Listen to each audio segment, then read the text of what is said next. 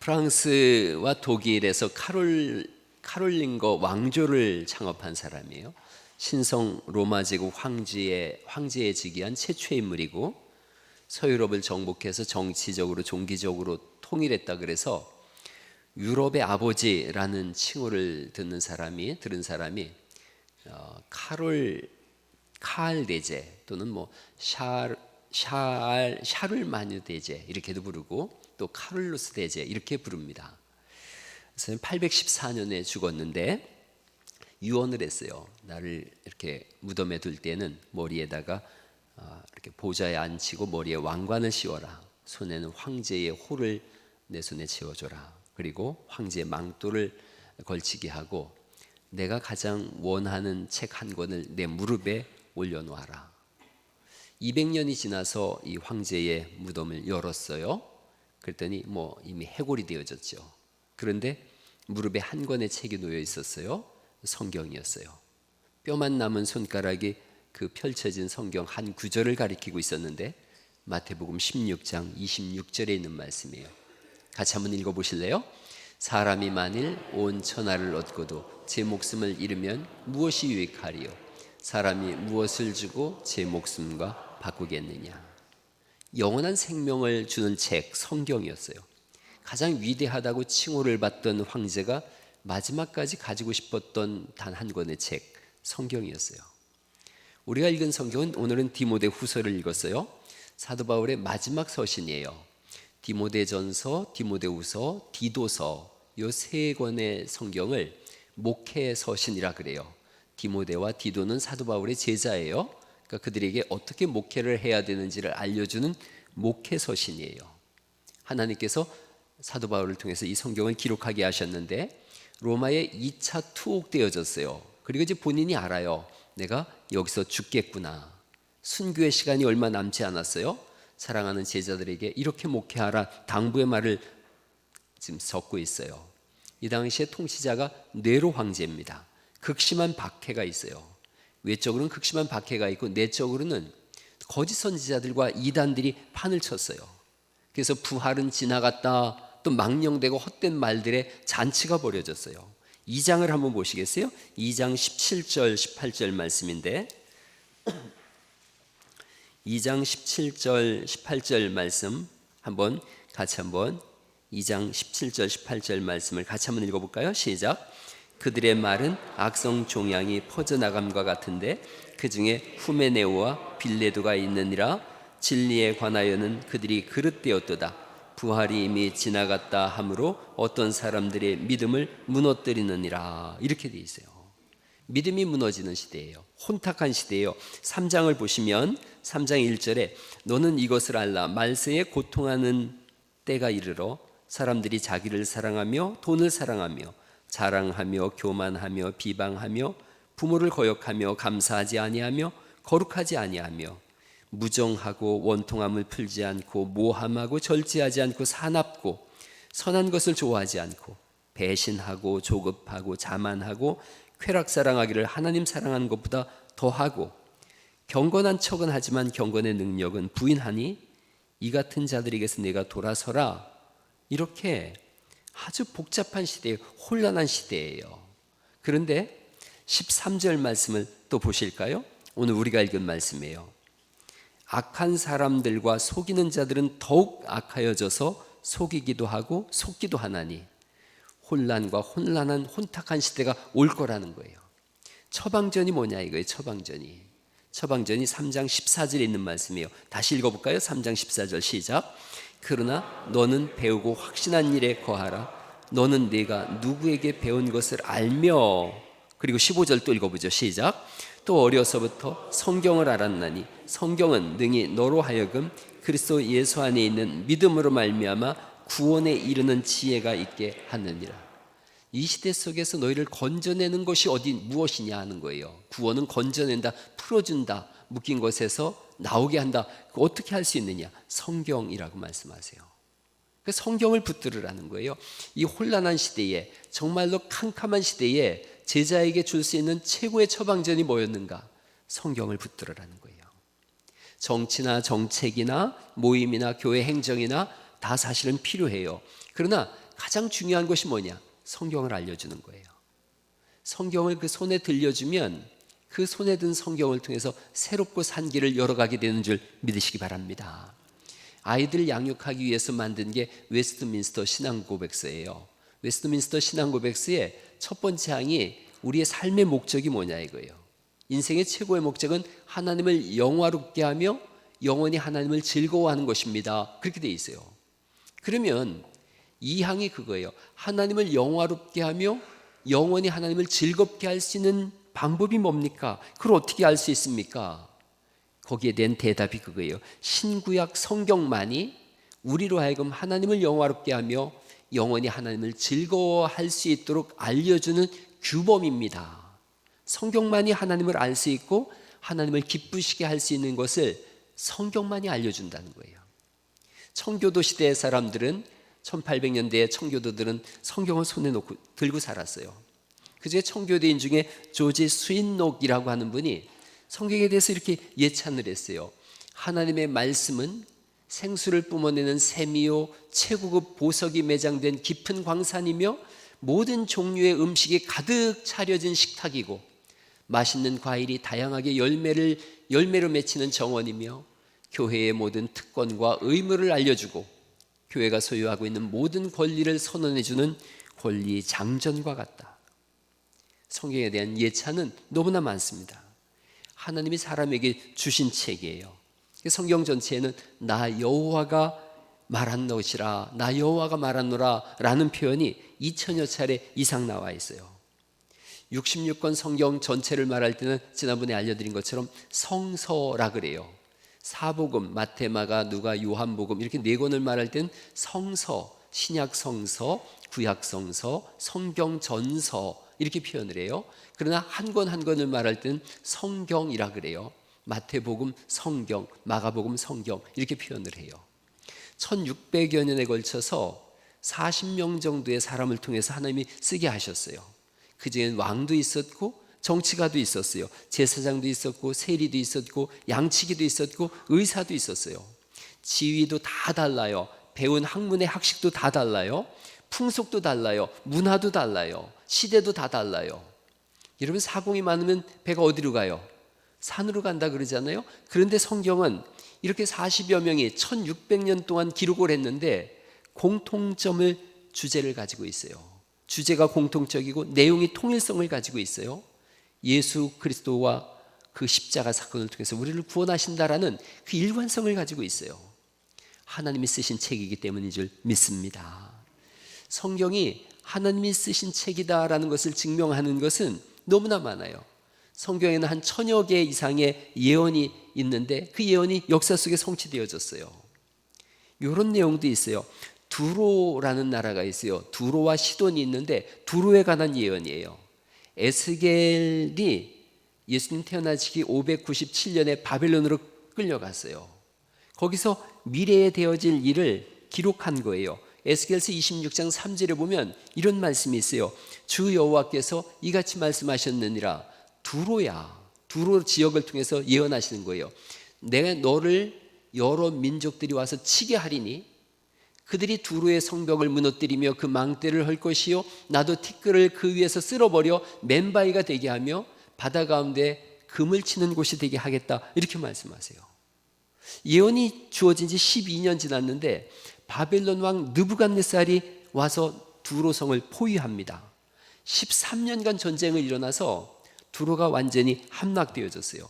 근데 두로가 무너지기 직전에 거기부터 400m 떨어진 곳에 섬이 하나 있어요. 두로 왕이 자기 부하들과 그리고 재물과 이런 것들을 가지고서 400m 떨어진 그 작은 섬으로 도망을 갑니다. 느부갓네살 왕이 정복해서 들어와 보니까 아무것도 없는 거예요. 보물이란 하나도 없어요. 그러니까 예언 말씀대로 성을 완전히 무너뜨리고 망대를 헐었어요. 예언의 일부가 성취됐어요. 아직 예언이 남아있는데 12절에 있는 말씀이거든요. 네 돌들과 네 제목과 네 흙을 다 물 가운데로 던질 것이라. 아직 그게 남아있었어요. 240년이 흘렀어요. 332년에 헬라의 알렉산더 대왕이 두로를 쳐들어갑니다. 쳐들어가서 보니까 400m 곳에 있는 곳에 섬이거든요. 성문을 열라고 그렇게 하는데 거절해요. 그러니까 알렉산더가 명령을 합니다. 옛 성이었던 그 두로에 있던 나무와 흙과 목재와 돌들을 다 바다에 던져서 그 섬까지 연결해라. 연결을 해서 정복을 했어요. 아직까지 하나 예언이 남아있어요. 14절에 너를 맨 바위가 되게 하고 그곳이 금을 말리는 곳이 되어져서 다시는 건축하지 못할 것이다. 옛성이 다 물 다 씻겨나가고 거기에 바위가 드러났어요. 어부들이 거기 금을 말리는 곳으로 사용했어요. 두로는 지금까지도 건축되지 않았어요. 두로 옆에 시돈이라고 하는 나라가 있어요. 에스겔서 28장 23절에 있는 말씀인데 내가 그에게 전염병을 보내며 그의 거리에 피가 흐르게 하리니 사방에서 오는 칼에 상한 자가 그 가운데 엎드러질 것인즉 무리가 나를 여호와인 줄 알겠고 이렇게 말씀하세요. 두로와 시돈은 아주 악한 지역이거든요. 그러니까 하나님께서 사방에서 오는 칼에 상한 자가 있게 할 것이다. 시돈은 수없이 많은 전쟁의 한복판이 있었어요. 예수님 오시기 기원전 355년에 페르시아에서 독립하려고 반란을 일으켰는데 결국 포위가 되어집니다. 4만 명의 성 안에 있던 사람들이 서로에게 불을 지르고 불속에 다 타 죽었어요. 십자군 전쟁 때 여기 여러 차례 함락되어졌어요. 현대에 와서도 투르키예와 프랑스 전쟁이 전부 시돈 땅에서 일어났어요. 사방에서 오는 칼. 그런데 공교롭게도 시돈을 향해서는 망한다는 예언은 없어요. 시간이 지내고 보니까 두로는 망했는데 시돈은 지금도 남아있어요. 성경은 계속해서 아주 소소한 예언들까지도 다 이룹니다. 한때 이집트는 최강대국이었어요. 열방 중에서 가장 부유한 나라였는데 역시 에스겔서 30장 13절에 애굽 땅에서 왕이 다시 나지 못하게 하고 그 땅에 두려움이 있게 하리라 이렇게 말씀하세요. 그러니까 이집트 땅에는 이집트 사람이 왕 되는 일이 없겠다는 거예요. 오늘날 우리로 말하면 우리나라 사람 중에선 이 나라의 대통령 될 사람이 없다는 뜻도 되어져요. 정말로 그 이후로 이집트 사람 중에서는 한 사람도 왕으로 태어나지 못했어요. 2300년이 지난 후에 모하메드 알리, 그 본투 선수 모하메드 알리하고 이름 똑같아요. 왕이 되어졌어요. 그런데 그 알리 왕도 이집트 사람이 아니라 마케도니아 출신이었어요. 그 성경은 예언하신 그 말씀을 그대로 이루는 책이에요. 신학자 힐티가 한 말이에요. 세상에서 가장 많은 비판을 받은 책은 성경이다. 그러나 그 많은 비판을 다 이긴 책은 성경밖에 없다. 그래서 가장 혼탁한 시대, 캄캄하고 어두운 시대, 이단들이 판을 치고 그리고 선지자들이 무너진 그 시대에 사도 바울이 제자에게 주는 마지막 충고가 뭐냐? 너는 성경을 가르쳐라. 성경을 열어라. 성경 말씀에 들어가라. 성경을 열 때 일어나는 사건들이 있습니다. 역대하 17장인데 오늘 성경에 대한 말씀이니까 한번 찾아보시면 좋을 것 같습니다. 구약 성경에 있어요. 구약 성경 역대하 17장을 한번 찾아보시죠. 열왕기 상하, 그 다음에 역대상, 역대하가 있고요. 에스라, 느헤미야 이렇게 이어집니다. 역대하 17장을 한번 찾아보시죠. 성경을 열 때 어떤 일이 일어나는지 성경은 우리에게 보여주고 있어요. 역대하 17장입니다. 여호사밧 왕 때예요. 여호사밧 왕 때인데 17장 3절 말씀 한번 볼까요? 17장 3절 말씀 같이 한번 읽어보시죠. 찾으셨으면 시작.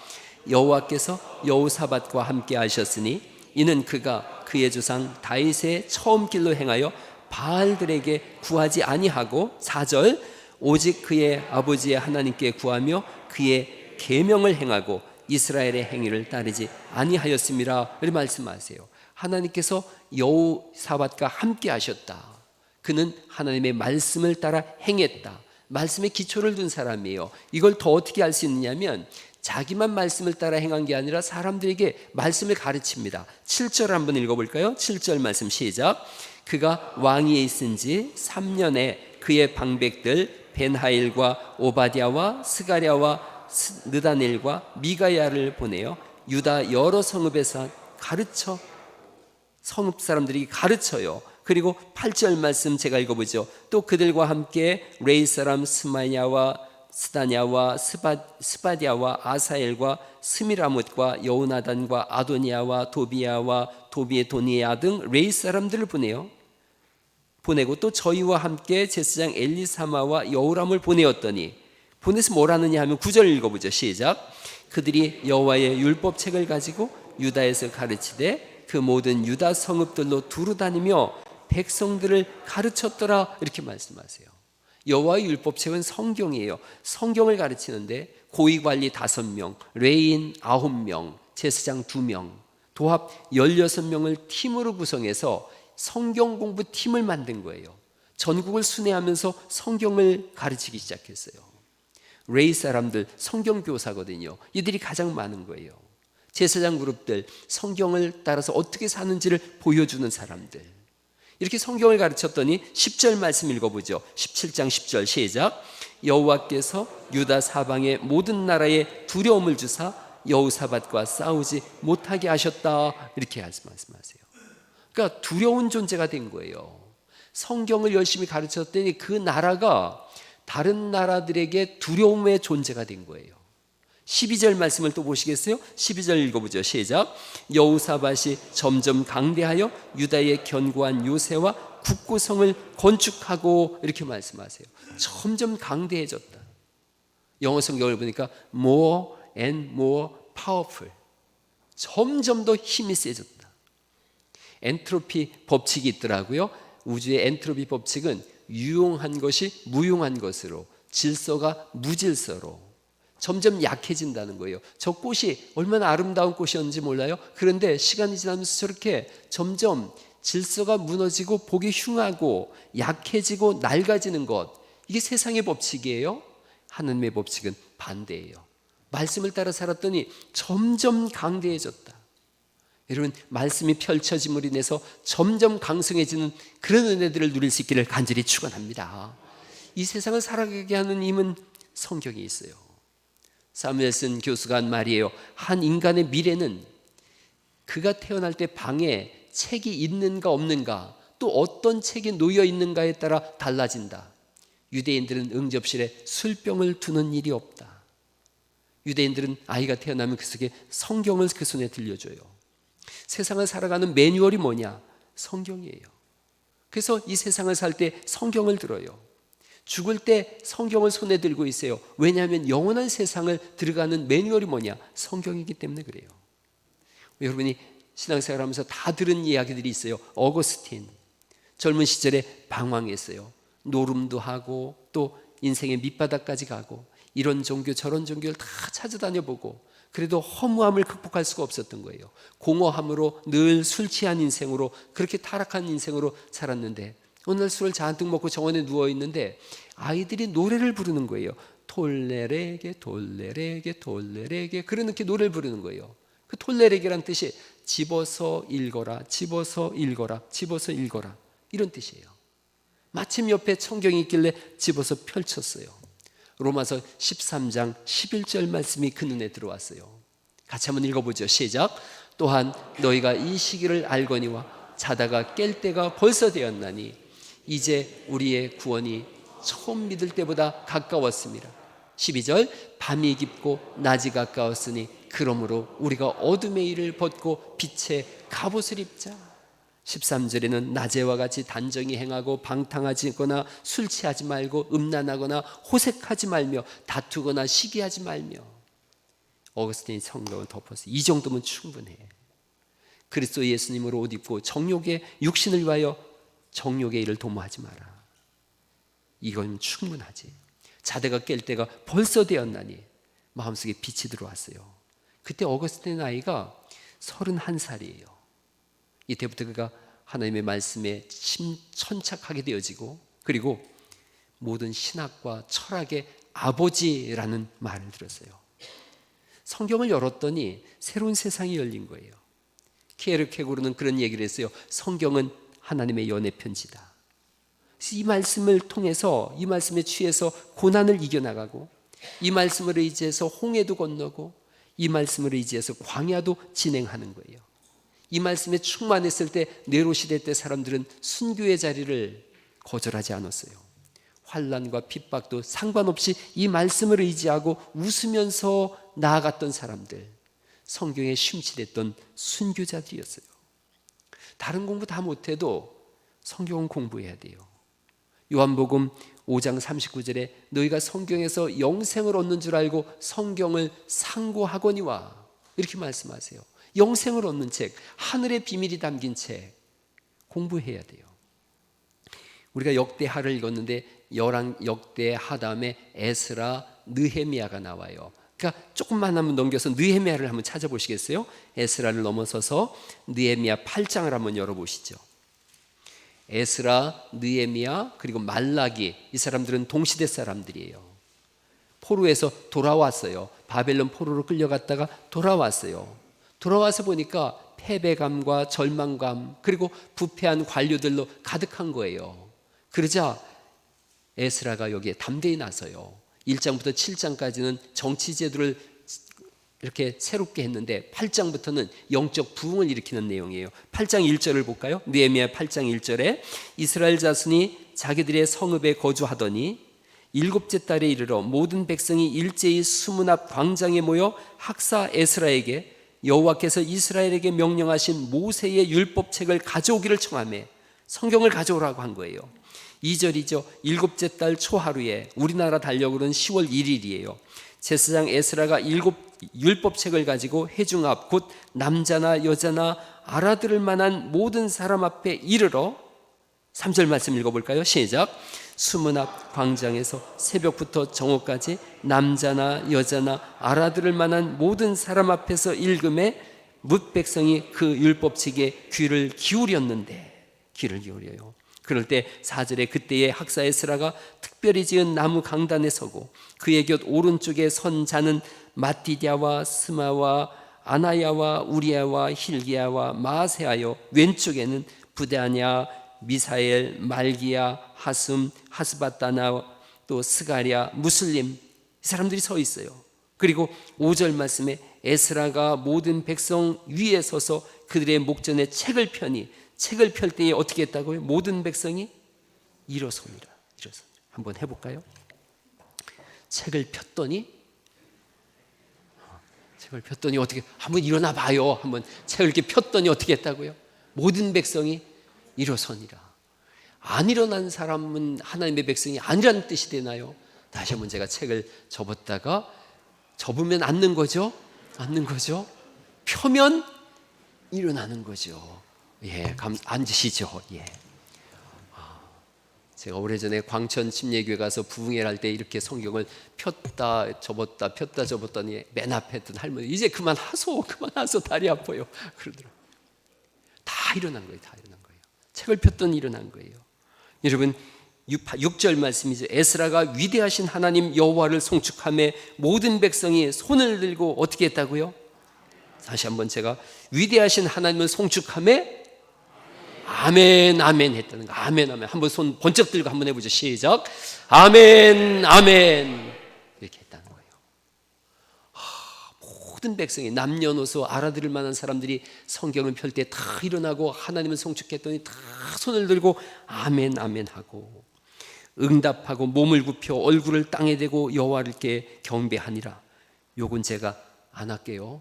처음부터 나와 가졌다 이렇게. 여러분 7절 말씀의 하반절에 보니까 레위 사람들은 백성이 제자리에 서 있는 동안 그들에게 율법을 깨닫게 하였는데 8절이죠. 하나님의 율법책을 낭독하고 그 뜻을 해석하여 백성에게 그 낭독하는 것을 다 깨닫게 했더니 9절 말씀 읽어볼까요? 같이 시작. 율법의 말씀을 듣고 다 우는지라. 총독 느헤미야와 제사장 겸 학사 에스라가 백성을 가르치는 레위 사람들이 모든 백성에게 이르기를 오늘은 너희 하나님 여호와의 성일이니 슬퍼하지 말며 울지 말라 10절은 제가 읽어볼게요. 느헤미야가 또 그들에게 이르기를 너희는 가서 살찐 것을 먹고 단 것을 마시되 준비하지 못한 자에게는 나누어 주라. 이날은 우리 주의 성일이니 근심하지 말라. 그 다음 같이 읽어보죠. 시작. 여호와로 인하여 기뻐하는 것이 너희의 힘이니라. 이걸 알려줘요. 여호와로 인하여 기뻐하는 것이 너희의 힘이니라 라고 알려주고 있어요. 여러분 18절 말씀으로 넘어가 보면 18절 말씀에 같이 한번 읽어보죠. 시작.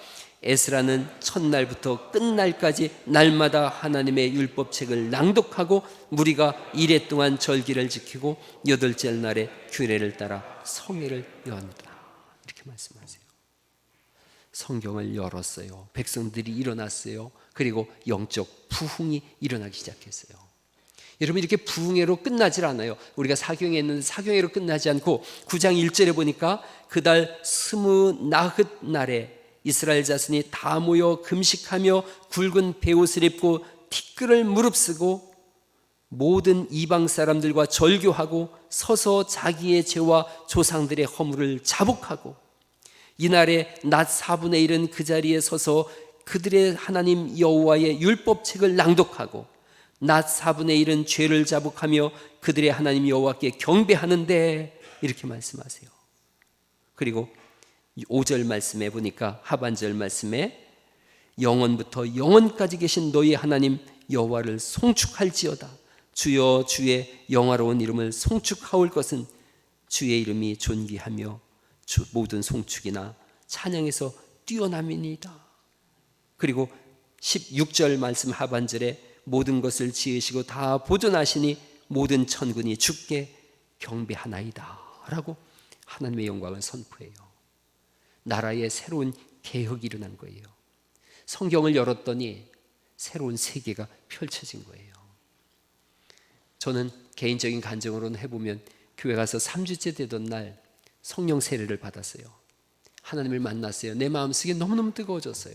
그리고 내 마음속에 교회 가서 처음 3주 전에 주기도문에 온 사람이 이사야가 뭔지 알겠어요.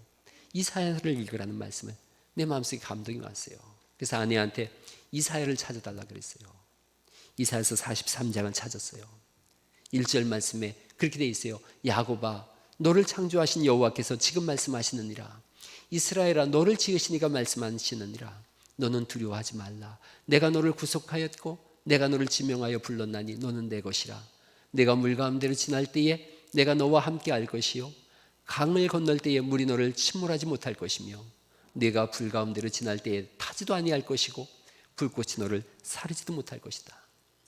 이 말씀을 읽고 혼자 얘기했어요. 중얼중얼 하는 거예요. 교회 간 지 3주 된 사람이 하나님이라는 분이 나를 구원하셨구나. 그리고 나를 지키신다고 하셨구나.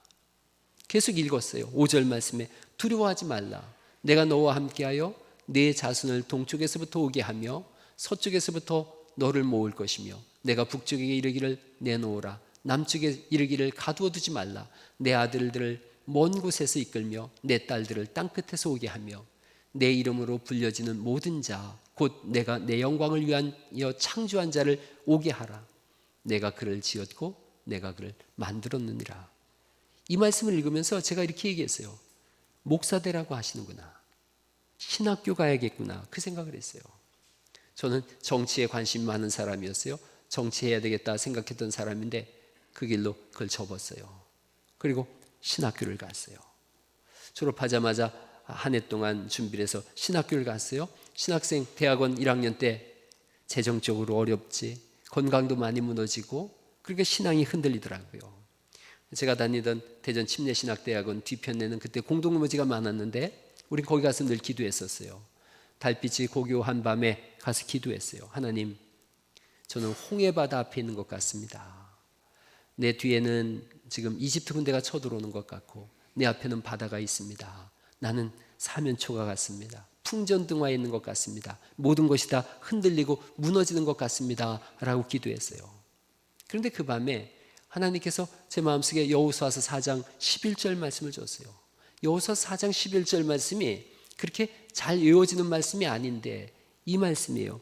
그 모든 백성이 요단 건너기를 마침에 여호와께서 여호수아에게 말씀하여 이르시되, 요단강 건너기를 마침에, 그 말씀이 제 속에 확 들어왔어요. 저는 지금 이집트 홍해바다 앞에 있다고 생각했어요. 뒤에는 이집트 군대가 있고 앞에는 홍해바다가 있고, 그런데 하나님은 저를 향해서 너는 이미 홍해바다를 건넜고 광야 40년 길을 다 지나서 요단강을 건넜다라고 말씀하는 거예요. 가나안 땅에 들어가 있다라는 말씀이었어요. 그 한마디 말씀이 저로 하여금 일어나게 했어요. 신학을 하고 교회를 개척하게 했어요. 성경을 열었더니 전혀 새로운 세상이 열렸어요. 왜 성경을 그럼 공부하지 않는가? 왜 성경을 읽지 않는가? 필립 얀시라는 분이 내가 그리스도인이 되었을 때 아무도 말해주지 않았던 것들이라는 책을 썼는데 딱 이해가 되어졌어요. 왜 성경을 안 읽느냐 하면 일단 낙심해요. 성경이 1000페이지가 넘어요. 너무 두꺼워요. 그리고 수렁이 곳곳에 있어요. 레위기, 민수기, 신명기. 완전히 이게 늪과 같아요. 수렁 같아요. 수렁을 지나서 좀 읽을만 해요. 이제 레위기, 민수기, 신명기를 통과해서 이젠 좀 읽을만 해요. 역대상을 만나는 거예요. 역대상 1장부터 6장까지는 600명 이상의 사람 이름이 나옵니다. 여러분 역대상 1장 40절 말씀을 보면 이거 혀를 잘 못 굴리면은 이게 이빨로 깨물 수도 있으니까 같이 한번 천천히 읽어볼래요? 시작. 소발의 아들은 알얀과 마나핫과 에발과 스비와 오나미요. 시브온의 아들은 아야와 아나야요. 아나의 아들은 디손이요. 디손의 아들은 하무람과 에스반과 이드란과 그란이요. 이런 말씀이 600명 쫙 나와요. 1장부터 그냥 계속 6장까지 나와요. 깊은 수렁이에요. 그런가 하면 이해하기가 어려워요. 대략 2000년 전, 가장 짧게 쓰여도 2000년 전, 길게는 4000년 전에 쓰여진 거예요. 문화적 차이가 있죠. 읽지만 몇 가지 교훈은 얻을 수 있을 것 같지만 정작 중요한 본질은 발견하기가 너무 어려워요. 그 성경은 그래서 공부해야만 알 수 있는 책이에요. 목사도 대조성경을 읽어요. 개역개정과 세번역으로 되어 있는 거예요. 한쪽은 이렇게 개역개정판이 되어 있고 한쪽은 세번역이 되어 있어요. 이거 읽어요. 저도 쉬운 성경도 가지고 있고 원어 성경도 가지고 있고 또 현대어로 번역된 여러 성경들을 가지고 있어요. 번역본이 필요해요. 또 함께 성경 공부를 해야 되는 소그룹도 있어야 돼요. 성경을 이해하는 데 도움을 주는 자료들도 있어야 돼요. 성경 사전도 있어야 되고 주석도 있어야 되고. 그런 건 목사만 가지고 있으면 되죠. 그렇지 않아요. 우리 교회도 주석 가지고 있는 집사님 내가 알고 있어요. 끊임없이 봐야 돼요. 공부해야만 알 수 있는 책이에요. 여러분, 이 성경이 그냥 열린다 그런 건 없어요. 구원받는 아주 조그만의 단초는 발견할 수 있을지 모르지만 성경의 깊은 진리로 들어가기 위해서는 공부가 있어야 돼요. 그게 없으니까 그냥 히브리서에 있는 말씀처럼 기초만 계속 반복해서 닦을 뿐이지 깊은 하나님의 말씀의 세계 속으로 들어가지 못하는 거예요. 성경대학을 내일부터 열어요.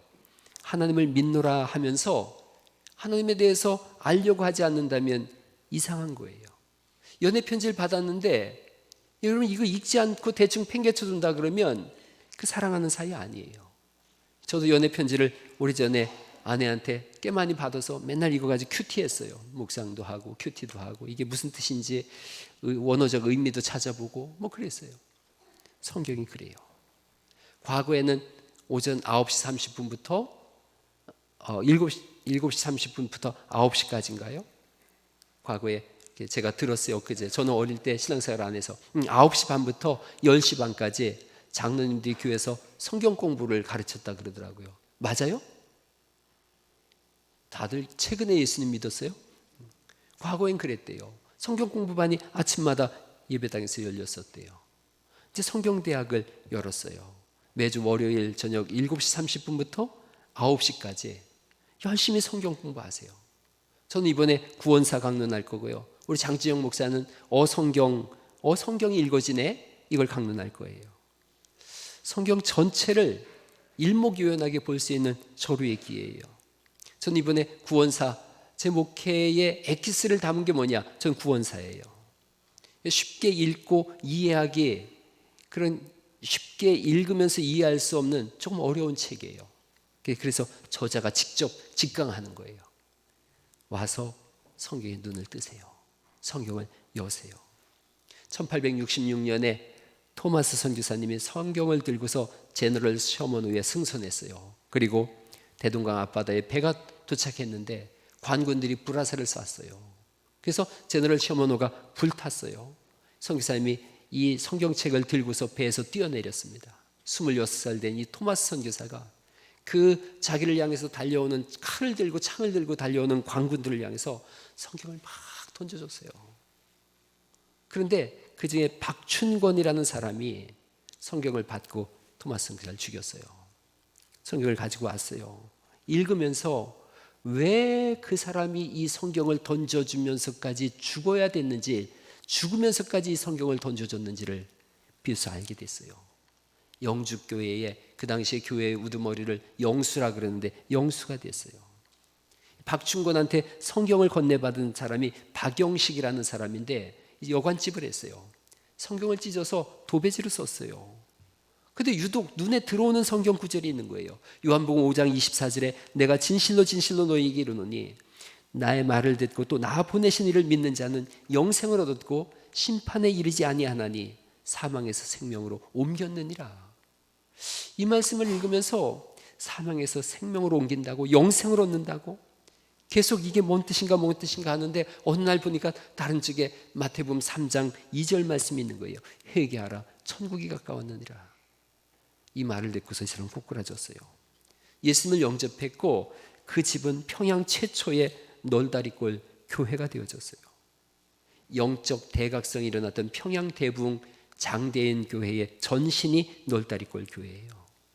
성경이 열렸더니, 그 피 묻은 성경이 들려졌더니 환락과 기생의 도시라고 했던 평양이 동방의 예루살렘이 되어졌어요. 디모데후서 4장에는 사도 바울의 유언이 있습니다. 오늘은 3장을 읽었는데 4장도 한 번만 찾아보고서 오늘 말씀을 마쳐보죠. 디모데후서 4장에는 사도 바울의 유언이 있습니다. 4장 1절인데 디모데후서 4장 1절 2절인데요. 같이 한번 읽어보실까요? 4장 1절 2절 시작. 하나님 앞과 살아있는 자와 죽은 자를 심판하실 그리스도 예수 앞에서 그가 나타나실 것과 그의 나라를 두고 엄히 명하노니 너는 말씀을 전파하라. 때를 얻든지 못 얻든지 항상 힘쓰라. 범사의 오래 참음과 가르침으로 경책하며 경계하며 권하라.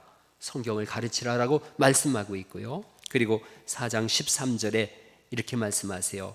디모데에게 내게 오라라고 하면서 13절이죠. 네가 올 때에 내가 드로아 가보의 집에 둔 겉옷을 가지고 오고, 감옥이 춥거든요. 겉옷을 가지고 오고, 또 책은 특별히 가죽 종이에 쓴 것을 가져오라. 오늘날 성경 해석자들은 이것을 다 성경으로 해석하고 있어요. 성경을 가지고 와라. 제가 서두에 샤를 마뉴 대제에 대한 이야기를 드렸어요. 이분이 죽으면서 마지막 유언이 성경을 내 무릎에 올려놔라. 사도 바울의 마지막 유언이 성경을 가져오라. 이 세상에서 가장 신비로운 책이 있다면 성경이에요.